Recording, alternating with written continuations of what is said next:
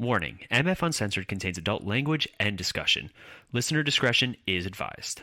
We're a couple of misfits. We're a couple of misfits. What's the matter with misfits? That's where we fit in. Hello, everyone, and welcome back to MF Uncensored. Don't forget, if you guys are listening to us on the go, you can find us on Podbean, Apple Podcasts, Stitcher, Spotify, iHeartRadio, basically anywhere you get your podcasts. Also, our website, themisfitfaction.com. I'm Paul, one of your hosts, and I am honored, I'm excited, I am curious, I am intrigued to introduce today's guest. We have spirit medium and author slash podcaster slash jack of all trades, master of none, his words, not mine, Mr. Daniel Jackson. Daniel, how are you today? I am great, Paul. How are you today? I'm living the dream, man. Like this is my favorite thing to do. I love doing interviews. It's just setting them up that sometimes, and you and I can attest to both of that right now. Pain in the butt. It is a pain in the butt, but I'm really glad that that you and I were able to get this in the works and get this going, because I'm very excited for this interview. And simple reason, because it's a topic that I find interesting on a personal level, but also something I haven't actually had a chance to talk to somebody about. So I'm very excited to discuss some of the things that we're going to be talking about today. I will answer all the unanswered questions for you. Oh man, I got a whole list of unanswered questions at this point. You ask whatever you want to. I can tell everybody I worked in prison for 6 years. Nothing bothers me. I don't get embarrassed by anything. I've heard it all. I have seen it all. So you ask whatever you want. Everyone's got that one dying question they want to ask, and I'll get the answer for you. That's awesome. Well, why don't you start off by telling our listeners a little bit about you, about what you do, and why you think I'm so interested to talk to you about today's topic. Because everyone is interested in this subject, because they hear about the stories, they see the stories, they see the television shows, the movies. The movies are pretty much always dead wrong, but yeah, they're interested in this because they want to know what is next, what is after this, and is there anything after this? So they're all intrigued with it. And when they find someone who can give them some answers, well, the first thing they're going to do is start writing some things down. So I understand it. I get it. I was the same way when I was young as well, because although I have always seen spirit my entire life, I just didn't know why. It was just happening on such a regular basis, but I've been seeing them since I was like 3 years old. But my whole family was seeing them. We lived in a house in New Jersey next to a battlefield on the Delaware River, and it had a hospital there. And so we were all seeing stuff, but a lot of the other families in that same area were seeing things as well. Our neighbor was seeing things as well. She came running over my our house one time and told my mom that she had seen a man standing on top of the stairs in a battle type outfit with a rag on his head and blood dripping down his face. And he was holding a musket, and it freaked her out. She ran downstairs into the basement, hoping that was going to make it go away, but telling it to go away. But we all saw those things. My mom and sister were getting my sister ready for school one morning, and they went into the bathroom, and there's a full-length mirror on the door. When they stood in front of it, there was a woman standing there in a colonial outfit. So, oh gosh, my brothers and I had two brothers and a sister. My sister had a room upstairs and on the third floor, because there was like a basement type thing as well. And my brothers and I were watching TV in the recreational room. That's what we called it. And my sister's record player turned on. But see, back in the day, this is in the 70s, record player, you had to pick up the record and you hooked it onto this little rod, and you flip the switch, it would drop it down, and needle would go over and play the record. Mm-hmm. Well, not only was it playing record, but it started switching records. Oh, that's so terrifying. Whatever was in there, in there was picking the records up and putting new ones on. And my sister had a wide selection of records back then, and Pink Floyd and Alice Cooper and all that. So I was playing all these records, and we're like, what's going on? Because we knew my sister was not home. It was just me and my two brothers. So my one brother sent us upstairs, me and my other brother, to go turn it off. And of course we jumped up those stairs and then jumped back down. But these types of things happen all the time. And then my mom and dad and I, when I was 17, and my one brother moved to Delaware from New Jersey. And then I was the only one who was continuing to see things. I had an issue where I played in a rock band. I had big hair. I had the zebra stripe spandex to prove that. I thought I looked cool, but not so much. But but I thought it was cool back in the 80s. And I came home from a gig and laid down in bed. And when I did, something laid down next to me in the bed. I could feel the pillow depress. I just felt someone lay next to me. I could feel them brush up against me. Oh, it's terrifying. And this, yeah, it happened like 3-4 times. And then that fifth time I went to roll over to see what was going on. Whatever was there, picked up the blanket that I had on top of me and brought it up to the ceiling and shook it above me. And then it dropped it on me. And then after that, Paula slept on the couch for 2 years after that downstairs because I was scared. It scared me crazy. I would have been out of the house. I would have been gone so far. Like, oh, man. So, yeah, but seeing things like that my entire life. And then all the way through into my 20s, 30s, 40s, all the way up until I was about to turn 50. And then when it was coming close to my 50th birthday, my wife now went away on vacation to see her daughter for 2 weeks. And then for 2 weeks in my home, I saw everything you could ever imagine that was scary in a scary movie, like green and red mist pouring out of the walls and skulls floating out with red eyes and fangs. I saw 7-foot skeletons walking around the house. I saw everything, saw the famed, what they call the Hat Man. But I see him on a regular basis now, and he talks to me, but I know why he's here and what he's actually doing here. He's not here for what people think he is. But I see all kinds of stuff. And so around that time, when my wife came back, she told me about her adventures, and I told her about mine. And I'm diabetic, so she thought that maybe because of my diabetic, that you were having my diabetes, that the medicine maybe was causing a psychosis or something like that. But 3 days after she had returned home, she started seeing some of the same things. Really? And she had known about me anyway, because I had told her stories before about other things I've seen.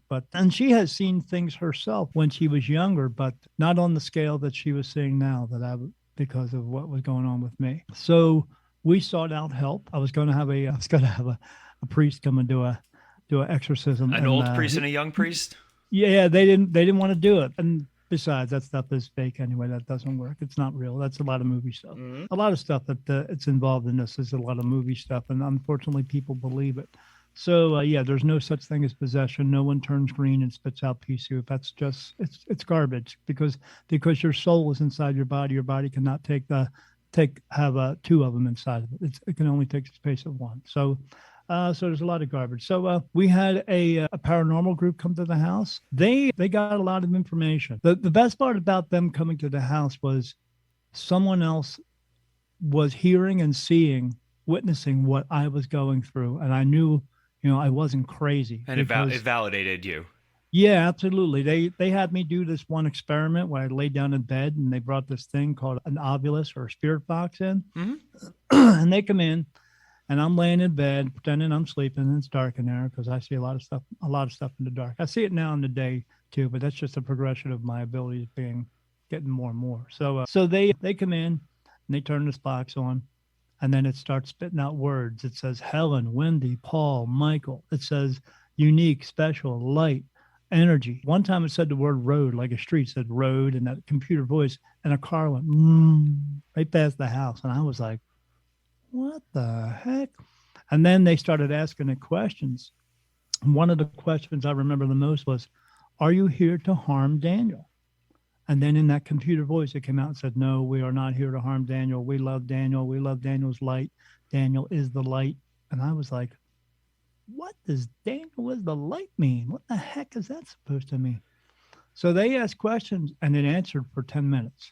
Oh, wow. And it was just every time they asked a question, it answered. So I go outside of the room and talk to them about it. And said, well, I said, you guys get all that? That was crazy, right? And they're like, well, yes, Mr. Jackson, but there's an issue. And I was like, what do you mean there's an issue? And he said, well, whenever we use that box, we can get it to say a word or two, but it never says sentences. And I was like, but it did. It was cool. And they said, well, yeah, we got to kind of figure that out. I mean, they had these little boxes set up, Paul, that had little brass-looking box with a light on top of it and a wire sticking out of it. And I said, what's that? And they said, well, when spirit walks past that, it creates static electricity. I said, like how? And he rubbed my couch and puts his hand over it. It goes, and it lights up and makes this bloop noise. And I was like, oh, that's pretty neat. So he set them up all around the house, like in front of like my bedroom door and in the kitchen. And they asked me, so where do you get a lot of activity? I said, well, throughout the whole house. What do you mean? Where do I get? I said, but there's a lot in the bedroom. I go to walk through the bedroom and I walk past these things and every one of them goes and lights up. And I look back at them and they're looking at me and I'm like there with my mouth open, like, what the heck just happened? And they looking at me like this, shrugging their shoulders. I don't know if that would make me feel much better if the quote unquote professionals walk in and they're kind of like, we don't know. Yeah, they walk through, and you know what happened? Nothing. Every time I walk past, they all light up, and they even took pictures of me walking around the house, this digital pictures. And every time I was like by myself or with one of the team members, they took a picture of the team member. You just see him. I walk over there and I'm sitting there talking to him, and this girl's taking pictures of me. She tells one of the guys, hey, you got to see this. And I'm like, what do they got to see? She's like, well, we're not really supposed to show you until the big review, but I got to show you this. And she shows me every single picture she's scrolling through of me by myself or with one of those guys. There's like 15 or 20 light orbs completely surrounding me. Really? And I was like, what is going on? So at the end of that thing, yeah, they left and they said, oh, we'll be back in 2 weeks, big reveal, all that stuff. Mm-hmm. They never came back. I finally got a hold of them like 6 weeks later, and the guy said when they left my house, they got out on my front lawn and the whole team quit. They were afraid to go back in my house. The guy told me, he said that they don't get that kind of information, all that information from one house. It takes like 10 or 15 homes to get all that. And they were completely frightened and did not want to come back to my house. He didn't even want to come back to my house and tell me anything. So we ended up searching out and I found 5 mediums. None of them knew each other. All of them told me the same story of me. One of them in particular, I went to her show, and this is what's going to explain what's going on with me. Okay. So I went to this show, and because she asked me, I called her up and talked to her. She told me to come to one of her shows. I didn't tell her when I was coming. I just bought some tickets, and me and my wife showed up. We walk in the door. She's standing about 30 feet away from me, and we walk in the door, and immediately I see her zone in on me. And then she watches me walk across the room and sit down. And I'm like, and I said to my wife, that was creepy. She said, yeah, what's up with that? I said, I don't know. She said, did you tell her we were coming here? I said, no, I didn't tell her. I was like 2 weeks ago when I talked to her. I just bought the tickets. So she ends up, she tells the crowd how she does things, and then she reads people during the show, and there was 50 people there. She read 8 people. I was the second one. She knew things about me. She mentioned my mother's middle name. How the hell would she know that? All these things about me. And she read, because my dad's spirit had come through. My dad had passed away, and she mentioned how he passed away, all these things. And I was like, how would she know this? Because I don't have it on any social media, how my dad died. Right. So we go down after the show, and I introduce myself. She says, oh, Daniel. She said, I need to talk to you. And I was like, okay. She said, wait till everybody leaves. I want to talk to you. I said, all right. So everybody leaves, and I'm standing there, and she says, look, she says, I know you're seeing spirit. I said, lady, you have no idea. She says, I know you're seeing a lot. And I said, for me, it's like being in a room with 1,000 people, except nobody leaves and more just keep coming in. And that's how many I see in a day. I see more in a day than any TV show will ever see in any season they have all together. Wow. I said, it just never turns off, never goes away. I just see them everywhere, walking around, doing everything. But I don't just see people. I see everything. Dogs, cats, horses, cows, fish, other beings from other places. Because if people think this is the only place that has something, no. And it has nothing to do with UFOs and aliens and stuff like that. There's just other people, other places. So she says to me, well, you're seeing a lot because they're coming to you.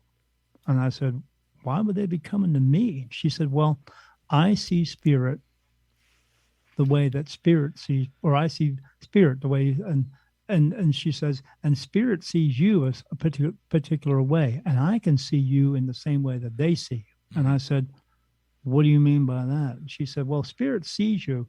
They see our body frame, but they see our light that's inside of us, and that's our soul. And that's how spirit will see you. But that's not you. And I said, what do you mean? She said, when you walked in the room, I saw you come in the room. She said, I could feel you on the other side of the door. And you walked in, and that's why and I said, yeah, my wife and I thought that was kind of creepy. She said, well, the way they see you, the way I see you, you look like a light bulb. I don't see your body frame. I just see a big giant ball of light. Mm-hmm. And I was like, and what's that supposed to mean? She said, spirits coming to you because they believe that you're the light into heaven. And that's why they're coming to you. They see your light. You're like a big giant beacon of light, the biggest I've ever seen. She said, I've been doing this for 20 years and I've never seen anybody like you. She said, so they're coming to you. They want to check you out. I said, oh, something's checking me out. She said, what do you mean by that? I said, oh, I feel like somebody, my skin's always itching and stuff like that. She said, oh, it's not itching. They're touching you. Huh. I said, what do you mean? She said, well, they're trying to figure out what you are because they see this ball of light. They're not used to seeing you. They're used to seeing just people. They don't know what the hell you are. So they're going to walk up and touch you and pinch you and poke you. And I get that all the day, every day, still to this day. And it's like, when we were kids, our mom and dad fed us green beans. And now 30 years later, we love green beans. You get used to it. You just do. It's just this. But, you have to, being me, you have to be real comfortable being yourself. Mm-hmm. So I said, so what am I going to do with this? She said, well, it's up to you. You can either accept this or you can just say no and make it go away. And she said, you have to have a big talk. You have to have a big sit down talk. I said, with who? She said, you have to talk to God or a higher source or higher power, whatever you want to call it. Mm-hmm. And talk to him and tell him what you want to do because you're different. And she said, you're way different than anybody else I've ever seen. So you have a really big decision to make. And I said, oh, man. She said, I know you don't want this to go away because I said, no, I don't. I said, this has been me my entire life. And if I could do something to help whatever it is these ones are coming to me for or just regular people, I'll do that. I mean, but I got to get it figured out. She said, well, you make your decision. She says, you'll pretty much figure it out after that. I said, all right. So my wife and I went home. We talked about it. And I just said to my wife, I said, how do I go in there and talk to God about this? She said, how do you talk to God any other way? She said, you just do, right? I said, yeah, I just do. She said, because my wife puts things into perspective for me very well. Most wives do. Yeah, she grounds me very well because I don't always see things the same way. Mm-hmm. So I went in there and had a big talk with God because you know why? Because anybody can talk to God anytime they want to. You don't have to go to some big white building with a bunch of other people who are telling you how to live your life the way they want you to live it and give them 10% at the same time. Because how did they know about 10% back then? Because the people who wrote all that stuff were kings and queens. That's why. So because it's power and control. So I went in my bedroom, had a talk with them, came out, told my wife, and that was it. Very next day, everything changed. Mm-hmm. Because I said yes to this. I accepted it. I told them I would do anything you want me to do. If I'm going to help people or help these people who have passed away, I'll do it. I'll do whatever you want me to do. And I said it in that way. I will do whatever you want me to do. As long as you help me to help them, I'll do whatever you want. And boy, I did not know what I was saying yes to at that time. Mm-hmm. I found out from them that lady was right, because now I'm able to actually communicate with spirit. Spirit talks to me. When a dog talks to me, I hear it as English. When a cat talks to me, I hear it as English. It comes through as English. Now, that's not for everybody. A lot of mediums hear people speaking Spanish or speaking Chinese or Japanese, something like that. I hear it as English. I ended up meeting this woman who was putting a group of mediums together, and she had this group where they were just going to talk about things. So she invited me because my very first year, I was lost. I didn't know where to go and what to do. I couldn't find anybody to help me with this. And I mean, all those 5 mediums I met were helping a little bit, but I needed one-on-one stuff going on. So I found this woman, and she brought me into this group. I show up. All of them are experienced mediums. I'm the new guy. I'm the new guy, and I walk in. Hi, my name's Daniel. And as soon as I walk in, I see every one of them standing there, and they all went like this. And I was like, what? And I said, oh my God, your energy. And one lady's like putting her hand over her eyes, and she's like this. And I'm like, what? And she's like, oh my God, what is going on here? And I was like, that's what I'm here for. I don't know what's going on here. And they said, okay, we sit down, calm down a little bit, and maybe your energy will come down. Maybe the brightness will come down. And when they kept saying that, I was like, what is that supposed to mean? So that next year, they helped me develop everything. Mm-hmm. I was coming into those meetings once a month, and they were helping me with everything. I learned that I could do something called channeling. They helped me get in contact with who my spirit guides are, because we all have spirit guides, but mine are different. Mm-hmm. I have what we would consider or who we refer to as archangels. And the reason I have them is because my light is so bright. They want me to cross spirit over into the light, and that's what I do. But the light is, so when I would see these spirit, I was starting to do it, I would cross one or two over here and there, but I didn't realize I was telling them to look for the light, look for the light. Mm-hmm. And sometimes these spirit would look at me like with this puzzled look, and I didn't understand what that meant. So I found out a couple of years into this by speaking to the archangels. They're not men with wings. They don't have wings. They don't have shields. They don't have swords. They're not fighting a battle in heaven. There's no such place as hell. There's no such place as purgatory. No one's being burned at the stake. There may be somebody walking around there with horns and a tail, but he's not torturing anybody. He just looks that way because that's where he looks, where he comes from. Mm-hmm. And because I see everything. And when I see archangels, most of them don't look human, are not human. They're just not. I see a couple of them that are, but most of them not even close. They would be more closer to what we would refer to as aliens. Interesting. So just very different. The ones that I see most of the time, they look like 7-foot praying mantises standing in my room. Really? And I see their little tentacles and their arms coming down, and their big bug eyes and all that stuff. And they all just look different. Mm-hmm. And from what they have told me, so when you pass away, you're going to stand up out of your body. You're going to look down. You're going to see your body and go, I guess I don't need that anymore. You're going to take a step to the left. You're going to look to the right, and a light is going to turn on. That's your personal light. You're going to have one, Paul. Everyone's going to have one. If you cross over into the light, it turns off. If you don't cross over and you remain here as an earthbound spirit, it turns off. But there is always one continuous light that shines all the time for all spirit to see. Not just spirit, but the spirit that are also in us as well. People are attracted to it because they are also spirit as well. Because we all are all a soul. We don't have a soul. You are a soul. What you have is this meat suit because you're here learning the lessons and fulfilling the purpose in this physical world. So, but this one soul is in a physical body, and it's here for a couple of reasons. For one, to shine all the time, so all spirit can see it all the time. So when I mean shine all the time, it comes back each and every time. When a body expires, the body that's in expires, it just moves to the next body. Whereas like you've been here, let me say 28 times. So you're on number 28 now. I just asked them a question that quickly. I got touched on my face for yes and no answers, and they told me the number that fast. So you've been here 28 times, meaning you've left and gone back home, and then you just come back again. Okay, and the reason you come back is because we're here to fulfill a purpose, and we do it throughout our lives, but just not enough as much as they want us to. So you have to keep returning because nobody lives to be 150 years old. Besides, at that point, it hurts to pee, and who wants to do that? So you do go through life experiences, and you're on number 28. So you've been here 27 other times. You've had 27 other moms and dads, brothers and sisters, dogs and cats.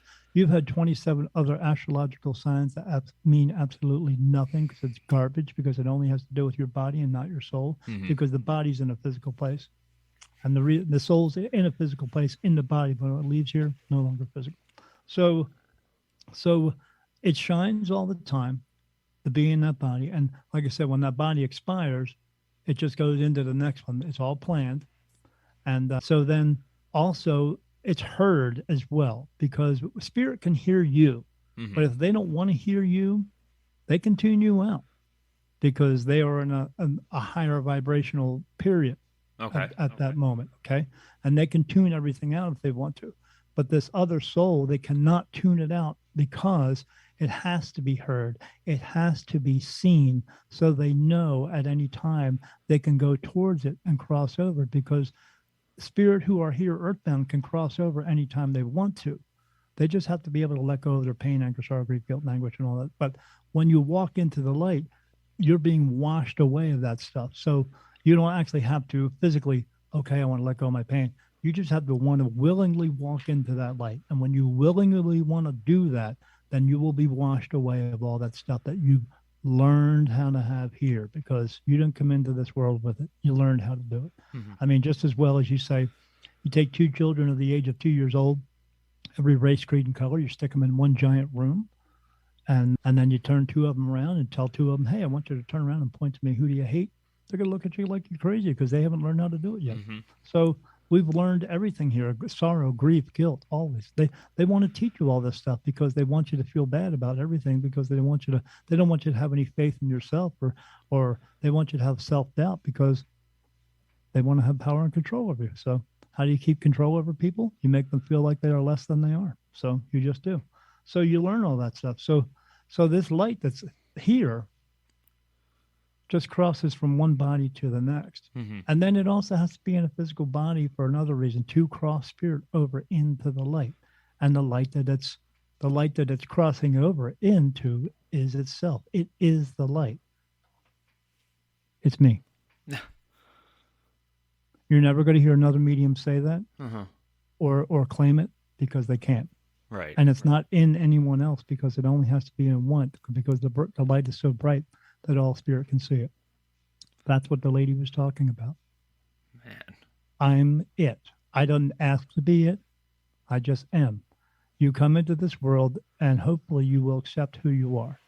And I just have to accept that I'm this, because I don't have any control over this.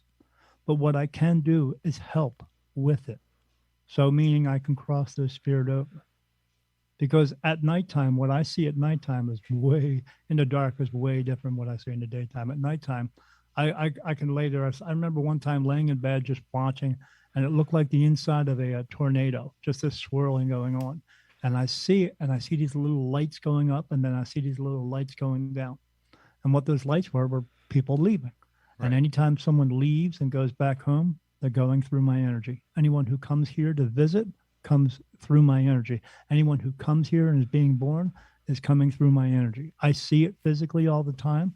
I see these clouds go. Whoosh. If I pay attention to it much, I see these clouds going. Whoosh, whoosh. That's people crossing over. Other people have witnessed it as well. They see flashes of light go off around me. They're not sure what it is. My sister, I mentioned in my book, my sister was sitting with me in a low-lit room talking one time at her house, and a big flash of light went off in the room. And she was like, what the heck was that? It was like lightning went off in here. I said, oh, it's just somebody jumping in. She's like, what do you mean jumping in? I said, jumping in. And she knows about me because she knows. Yeah. And I said, just jump in. She says, oh, you mean crossing over? I said, yeah, that's just my way of saying it. And she's like, how do you get used to that? I was like, you just do.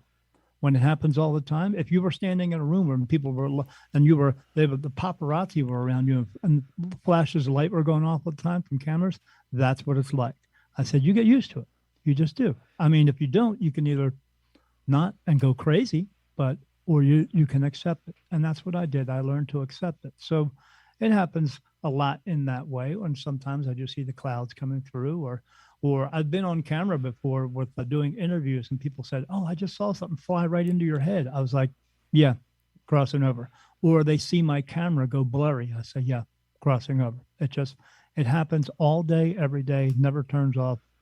I'm not in control of it, but I do try to help. So I see them, they bring them to me, or when I'm in a dark place, I see spirit everywhere. And sometimes I see groups of hundreds or thousands of them. And I just tell them what to do and where to go, and just flashes of light going off. And I'm doing my part. I'm helping. But because I'm in community, because another reason I have these archangels with me is they protect me from all the negative energies that are out there too, because Right. there are gazillions of them, and they protect me from them so that I can do this job as well. But because they protect me, these spirit who ask me questions, I have to get answers. Mhm. So I ask my guides, they tell me answers, I tell them the answer, and then from that point I tell them where to go and what to do after that. My thoughts are no longer mine anymore. I'm only about 15% me. The other 85% is spirit all the time, to the point where, like, I see them as well. Like, even during the day, I see them. When I'm standing here looking at you, I see them. They're right here. And what it looks like is if you see someone smoking a cigarette and little petals of smoke coming off the cigarette, Right. that's what I see here all the time. When I'm riding on the road on my motorcycle, I can ask questions like, hey, I want to take this right-hand turn. Now I get touched on my face for yes and no answers. And I get touches across my face, on my forehead, okay, in different spots. And when I feel it, it feels like blood is dripping across my face. I get one answer for no, and it feels like a tear, blood dripping down my eye. It feels like a tear coming down my eye. So I ask them questions, and I say, hey, I want to take this right-hand turn. No. I go, Okay. oh, so you don't want me? So how about the next right-hand turn? Yes. Okay. So I do. Do I care about that other turn? No, I don't give a crap, because they're looking out for my best interest. When someone is looking out for your best interest, they want to help you. So just accept the help.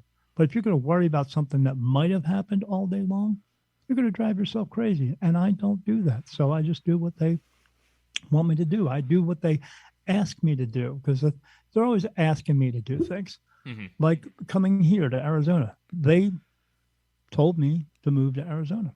Really? Yeah, I got it. I got a channeled message from 5 different mediums. Oh, wow.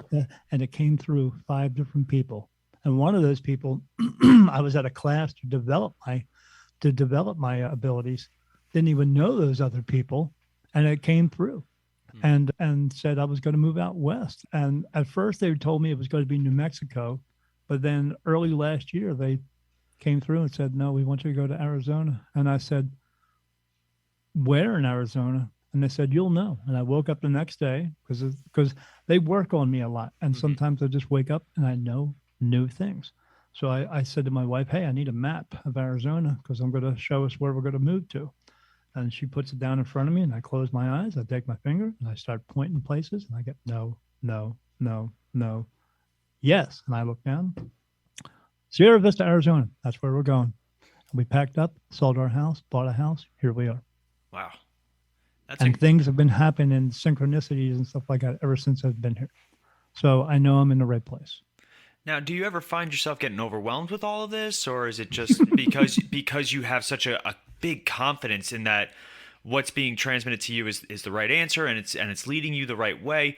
But do you ever feel the doubt, or just being overwhelmed by all this noise, basically? Yeah, I did in the very beginning. The very first year, like when I was meeting with that group, that was like my second year. It took me a long time to trust where the information was coming, trust myself enough to follow that information and help other people with it as well. I didn't do my first actual reading for someone for the first year and a half of me being into this. But when I did that, I was only trusting these yes and no answers I was getting. But then all these other thoughts started coming into my mind all the time. I remember driving in my truck one time, riding down the road, and I was just talking to myself, because that's what people do. And then when I said something, I got a yes answer, and I was like, wait a minute. I was just talking to myself, and I got no. Huh. And I was like, so you're always here? Yes. No matter what I talk about or think about, yes. And I was like, and then I heard something else, and I was like, wait a minute, that wasn't my thought. And they said, no. And I said, is that you? Yes. So you're putting thoughts into my mind, and I'm thinking it's my thought, but I know that wasn't my thought. And then I got yes. And I was like, okay. And that's when it started. Mm-hmm. With them putting thoughts into my mind. And so at that point, I was only like, I was 95% me, and 5% of it was them. Now it's 85% them, and I'm only 15% me. And that just changed about 2 months ago, where I was 20% me. And then it just, but I was aware that point of the change. I felt it coming in. My wife thought I was actually having a stroke. Really? Yeah. And I wasn't. It was this. Because I said, it's happening. It's happening. I mean, I was freaking out. And she's like, you okay? I'm like, no, something's coming here. And all of a sudden, and then I was like, whoa. She's like, you all right? I'm like, yeah. She said, what happened? I said, just change another 5%. And they're touching my face right now. So yeah, that's the way it happens. But yeah, it just, I see. Have you ever seen the movie Avatar? I have seen an Avatar, yes. Okay, so in the movie Avatar, the army guy who gets the soldier guy, he gets hurt. Right. And they put him in that big tube, and you see these little metal arms coming down. They're fixing his leg, doing all stuff. That's what I see at nighttime. I used to see it maybe once every 2 weeks. And what they were doing is they were working on my soul. I see these praying mantises doing this, and I feel these little cold touches, and they're working on my soul so that I can be able to communicate with them better and see them more. And then in the very beginning, I just saw 2 of them.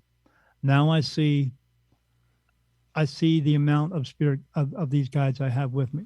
And how many archangels do I have with me? All of them. And how many are all of them? Thousands of them. Oh, wow. And I just see them standing in a circle. The night before, I see this thing that looks like a circle of them, and they're all talking. I see them turning around and looking at each other, and I don't see any mouths moving because it's all telepathy. And I hear it that way too, because we all can. We just don't realize that because we've all been home a bunch of times. We have a voice box here because God didn't create words. He gave us an ability to make sound. We created words. So you can say any word you want to that begins with the letter F that doesn't sound like fire truck, and he doesn't give a crap.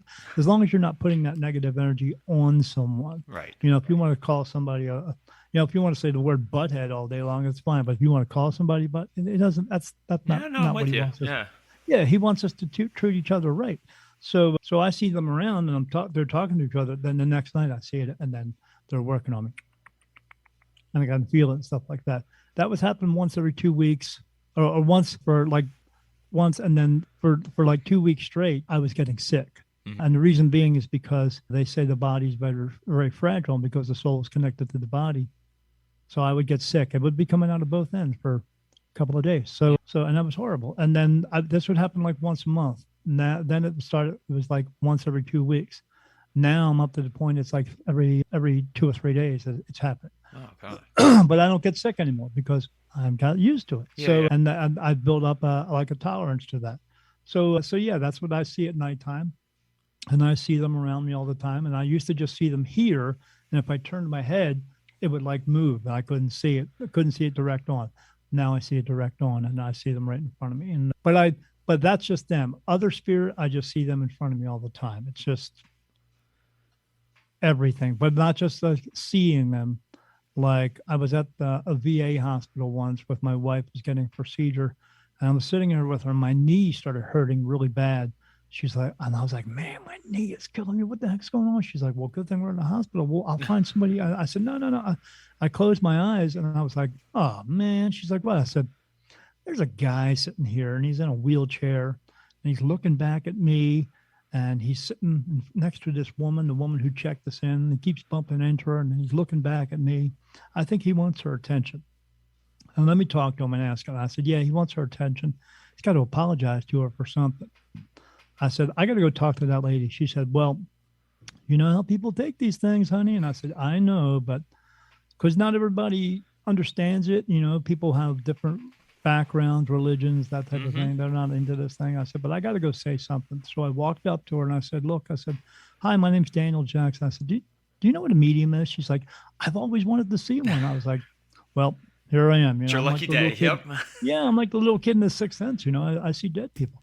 I said, there's this guy here in a wheelchair. He's got on this blue and white flannel shirt, and he's a black gentleman, and he keeps bumping into you and telling me he's got to apologize to you for something. And that's when she said, what color shirts he got on? I said, blue and white flannel shirt. She said, that's my grandfather. He liked to wear that shirt all the time. I said, he's in a wheelchair. I said, my knee is killing me. There's something wrong with him. She said, He had polio, and Oh, he wow. lived with us. And whenever he was there and I would be home, he would talk down to me like I was nothing. And I said, he wants to apologize for it because he hasn't crossed over yet, and wants to apologize for that because he thinks it's unfinished business, because there is no unfinished business. If you didn't fix it, you're done. You have to wait till you come back again and do something else in your next lifetime. So I said, I told her what to do when she gets home. Tell her to tell him to let this go, and he needs to cross over. And she did, and she wrote me a letter because I gave her my email address, and Yeah. she said her home just felt a sense of peace after that, Oh, that's and awesome. that he had gone and stuff like that. But he put his pain on me to get my attention to help him, Right. to help her. And that's the kind of things that happen with me all the time. So accepting this, not the easiest thing to do. Saying I was going to say yes to this and then not realizing till later what was going to happen, that was a big deal for me. Even my wife had asked me about a year ago. She said, "Do you, knowing everything you know now and everything you've had to go through, do you think you would have still said yes?" And I said, "Yeah." And she said, "Why?" I said, "Because I get to help people every single day." Yeah. And when I'm doing that, I mean, when you help someone, when fulfilling your purpose is helping people just for the sake of helping, not just because you can, but because you should. That's our actual true purpose. Your purpose isn't becoming a doctor or a lawyer. It's you're going to fulfill it while being human. Mm-hmm. God made it that way so that we could all do it, and that no one's purpose is more special than anyone else, because no one is more special, because we're all the same. We're all equal. We all came from the same place. We can all go back to that same place if we choose, because it's a choice whether or not you go in, because some of them stay here. But the reason they stay here, like, you've been here so many times. You're here 28 times. You're going to wake up out of your body. You're going to get perfect memories of your life here, plus all the perfect memories of all your other lives. And when you realize you've been here 28 times, you're going to know there's a chance you might have to come back again. And maybe you don't want to. So you might stay here so you don't have to come back again. And that's why a lot of them stay here. Mm-hmm. I mean, some of them tell me here, the reason they stay is because there's no rules there. They can do whatever they want to. If they want to come through here and antagonize somebody, they're allowed. Meaning, Spirit has a good sense of humor. And if they think throwing an ashtray across the room is going to scare the crap out of you, and it does, they're laughing about it. But you just don't know that. I mean, that Amityville Horror crap, that was a movie. Okay, but the spirit there, what did they want? They wanted those people out of the house. Right. So what did they do? Everything they could do in their power to make them leave. And they left. Mm-hmm. But the movies and stuff like that, they sensationalize a lot of that stuff. Oh, absolutely. In order to do one thing. They sell tickets. It makes money. That's what it's all about. Yeah. Because spirit themselves don't care about money, because they don't have money where they are. They don't have all these other physical things where they are. They are around us all the time. When you wake up in the morning and you do your daily routine, you should shower and shave, and you go to work and do your job, and maybe you don't do your job because you're a lazy piece of crap, and then you come home and you have some dinner with your wife and watch some TV, and you go to bed and wake up and do it all over again. Spirits around you 24/7. They're watching what we do, but they don't care what we do, because they don't have to do it anymore. Mm-hmm. They're not going to bed. They don't sleep. They don't eat. They don't breathe. They just go. They just are where they are. Whereas opposed to us, who believe in there's a sense of time, but there isn't, because there's no sense of time. You wake up out of your body, you wake up in your body, and you're looking up, and you're a baby, and you're going, well, and you got two people going, "I'm your mom and dad," and you're going, "I don't know who the hell you are, but okay."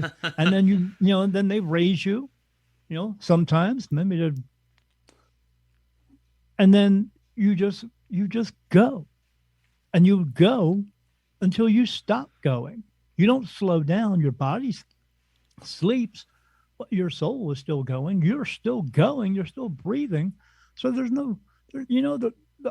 the actual calendar in the very beginning was 5 months. And then they changed it to 9 months. And then they changed it to 10 months. And then they changed it to 12 months. So how old are you now, Paul? 34. Okay. So if it was 5 months originally and we're still in that, you would be a 68, somewhere around 70 something. Yep. But are you? Nope. Right. So you are our body ages, but we are still, who we are. So you're never really stopping for anything. There's no real sense of time. The only reason we have a sense of time is because, we follow what the sun does, goes up and down, but people still do things when the sun goes up and down. Right. It's just we have jobs we have to go to, and they base it on that. So, that's and then we have all that daylight savings times. You can thank Benjamin Franklin for that crap, Right, because yeah. he started that stuff. Mr. Ladies Man. But again, who were those guys? They were all rich people who were in control and power of everybody. So they started something, and we're just continuing to follow it. We don't have to continue to follow. We just have to learn to let it go. Yeah, I mean, I'm a guy who worked midnights for quite some time, so for me, there are times where Ooh. there's no sense of time. Yeah, I did a 4 to 12 shift. So yeah, I get it. That's Oh, those were the days. Those yeah, were the no, days. yeah, not anymore. That's not anymore. But we are, speaking of time, we are getting a little bit late on ours, but I want to give you a chance to tell our listeners some of the ways that they could, learn more about you or some of your material that you offer. I know that you mentioned you have your book. Why don't you tell our listeners a little bit about it? So I guess you're going to ask all the other questions in part 2, huh? I might have to, because I'm such a bad interviewer. I literally just sit here and I'm like sitting here like just completely enamored and just listening, and I got chills during this conversation, just listening to you. Like it was Why I have chills? Because that's your soul telling you this is the truth. right. Because that's what that is. Chills and goosebumps and all that. That's your soul connecting with you. Mhm. That's not some nerve ending thing. That's your soul connecting with you. That's the energy coming out and letting you know. Because you do that all the time, where you get chills when you hear a cool song that you like. Yeah. I mean, there's some, because what that is, that's a sound, that's vibration. That's what you are. You are sound and you are vibration. When your vibration gets raised up, because people talk about raising their vibrations all the time. They don't realize that if their vibrations were raised up all the time, they would have solid goosebumps all the time. Yeah. And they never do, because we can't raise our vibrations as high as they say they would like to, for one reason. You're in this meat suit and you can't. So we can only go so high. Dalai Lama, he's not higher than me. You know who's higher than me? Nobody. Because I'm that light. So, but I just am. It was actually in my grandfather before it was in me. My mom and dad were about to have me. My mom, not my dad, but I had 2 brothers and a sister, and he was concerned about when they were going to be born. But with me, he was super excited. And why? Because he knew, because he had this. Right. So my dad called him up and said, "Hey, he's being born. You got to come to the hospital." And he got ready to come, and he had a heart attack and died. Oh God. And when he did, his soul left his body. Because what my grandfather was just a different version of me. Right. Every version that comes through is just a different version of me. So that's why I tell people don't mess with 23andMe and Ancestry.com, because the person you're looking up from 100 years ago that looks similar to you was you. That's all. Because you're from all over this world. So don't worry about, and I'm part African. Now I'm going to start wearing an African hat. No, you're not. You are, but you aren't. You're just human. That's what you are. We have to start recognizing that and stop trying to recognize or try to want to be an individual from everyone else. That whole thing where the BGG, whatever, hey, the reason you are the way you are is because possibly you've been here 28 times, so you're a man because you're learning lessons in that body. But sometimes you come through 7 times, the last 7 times as a woman, and next thing you know, you come into a body as a man. Of course, you're going to have feelings for women, or the opposite. Of course, you're going to have feelings for men because you were here so many times before in a previous gender. Now you're in a different gender. You're going to have those feelings. We can call it gay. You can call it whatever you want to. No, it's just you have feelings because that's who you are. That's all. Yeah. So, but you're here to learn lessons in this body. Right. And nowadays people are changing those things. And if you're changing that thing, I'm telling you, I don't make the rules. I just express them to people and how they are. You change, you're coming back. Now we come back a lot over and over and over again because we're not fulfilling our purpose. But you're not learning anything if you go changing parts, because you're not learning that. You came into this world, that's what you're supposed to be in. I'm sorry, but it's just the way it is. It's not a judgment or anything. You're just here to be that. That's all. And if you don't get it right this time again, you'll just come back as something else again. So yeah, But yeah, if people want to find me, they can find me. If they want to book a reading with me, or if they want to schedule a phone call with me because they believe they have this ability to, all they have to do is schedule that. They can go on my website. It's www.spiritmediumdaniel.com. It's one long word, spiritmediumdaniel.com. And they can book a reading with me. I charge $120 for a reading. That's in person. If it's on a Zoom call, it's $100.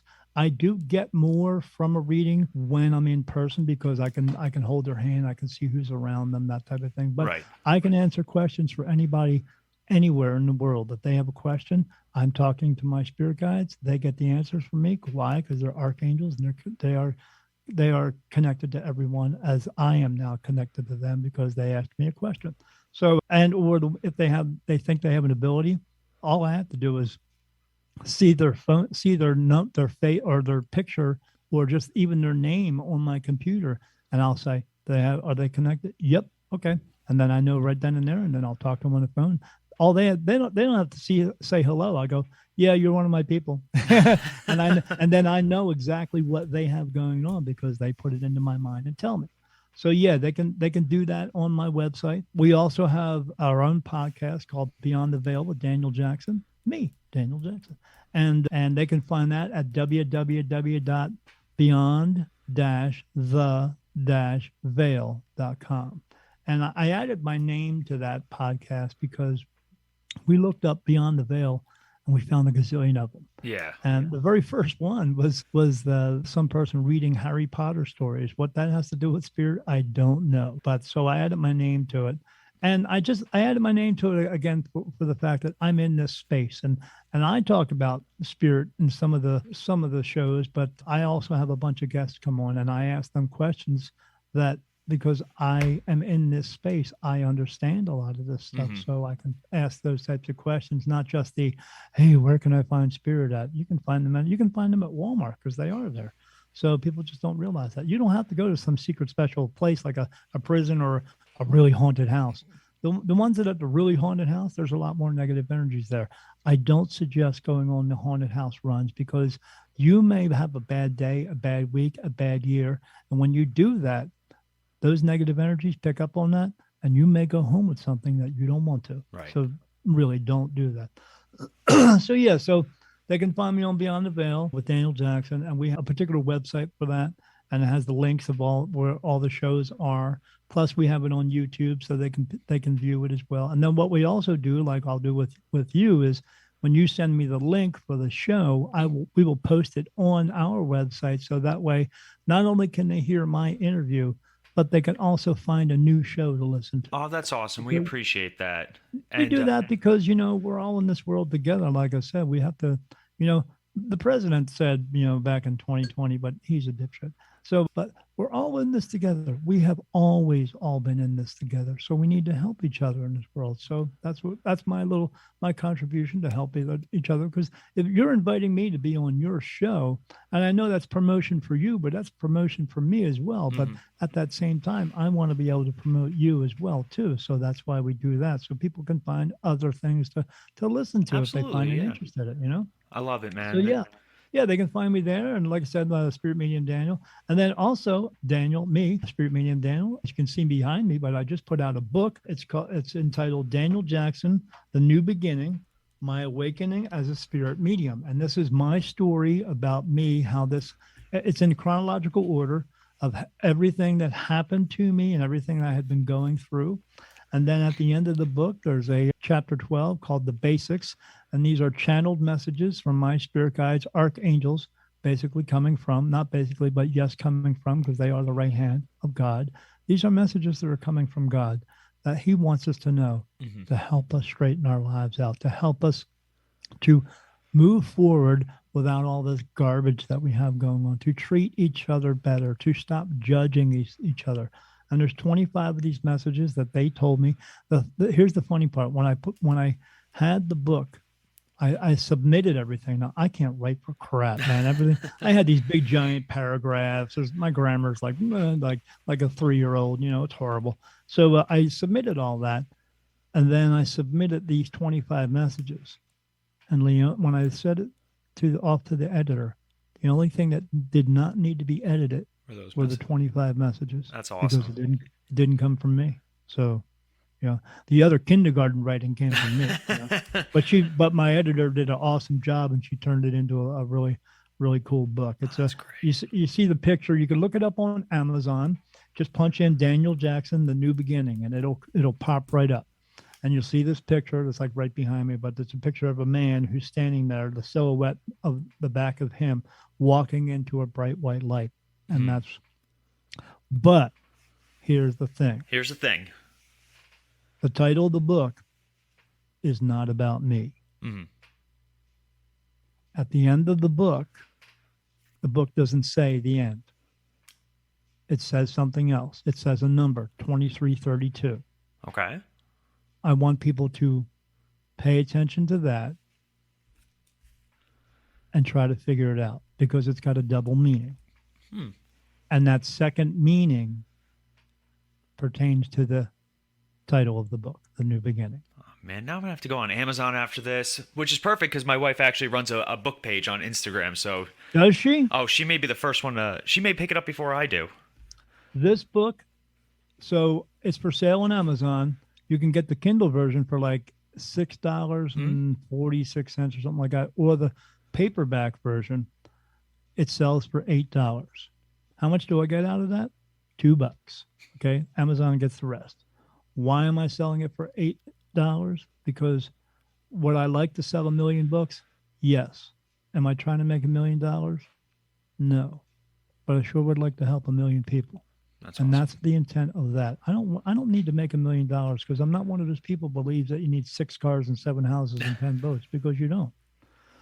What you need to do is we need to figure out our lives and figure out what's going on here and try to make this a better place, because we're not doing a very good job right now. These messages will help do that. It'll help start that, because I'm not going to be here for very long. I only have 27 and a half more years to go. I already know when I'm going to pass away. My birthday's in November, but I'm going to pass away in August on the 3rd week on a Wednesday night. So I'm going to be 83 years old. So I know how much time I have to do to get as much done as I can, but I can't continue to do it. So it has to be, it's like the old commercial back in the day in the 70s when they had the shampoo. And I'm going to tell my friend, and they're going to tell their 2 friends, and so on. Well, that's what I need to happen, because I can't do it by myself. It needs to continue on. And the only way it's going to do that is by getting this message out. So I didn't put it at a high price because, again, I don't need all that money, but I do need this message to get out. Right. Because we need this. So yeah, you can find it there. And like I said, it's on Amazon. You just punch in Daniel Jackson, The New Beginning. It's the first one that pops up, and you see that picture of the silhouette of the man walking into a bright light, because that's me. And then they read it, and then hopefully they get it. And I hope they understand it, and I hope they implement it into their lives and move forward with it and tell other people to do the same thing. Mm-hmm. I love it. Daniel, this was fantastic, and I really do want to follow up with you and get my wife involved, because she is such a fascination. She was so upset that she couldn't make it tonight, but we would love to have you back on the show whenever we can schedule something again. Whenever you want to schedule it, I'm ready. Awesome. Daniel, thank you so much for jumping in with us today. Thank you. I appreciate it, Paul. I hope you have a great day. As I tell everybody, be good and don't do any stupid shit. I love it. Enjoy the rest of your day, Daniel. All right, we'll talk soon. You too. Thank you. Bye-bye. Bye-bye. Man, Daniel, wow. It's funny because whenever I do an interview, I tend to be super quiet, and like people make fun of me because they're like, "You'd like to talk so much." Any of you guys who know me personally, or have worked with me, or see me at the school or whatever it is, like, you guys know I am anything but quiet. It's when I'm quiet that people tend to be worried. But when I do interviews, just hearing people's stories, and especially one like I said, I got chills during it. So for somebody who's not a religious person, for somebody who has always been a little bit fearful of the unknown and what happens to us after we die, talking to somebody who with such confidence and just such a belief is just always really empowering. So we want to thank Daniel. Make sure you guys check out his book on Amazon. And also, if you guys are looking for more of our content, make sure you guys check out our website, themisfitfaction.com. You'll find links to all of our different podcasts, and not only just MF Uncensored, but also Cinematic Adventures and the Multiverse Fancast. You'll also find links to all of our other affiliates and our articles and our Misfit Faction store. And if you guys are looking for more fun content, check us out on social media. We are on Instagram, Snapchat, or not Snapchat, that's weird. Instagram, Facebook, TikTok, Twitter. Just type in Misfit Faction and odds are you'll find some of our material. Guys, thank you so much for listening today, and I hope you guys have a great rest of your day.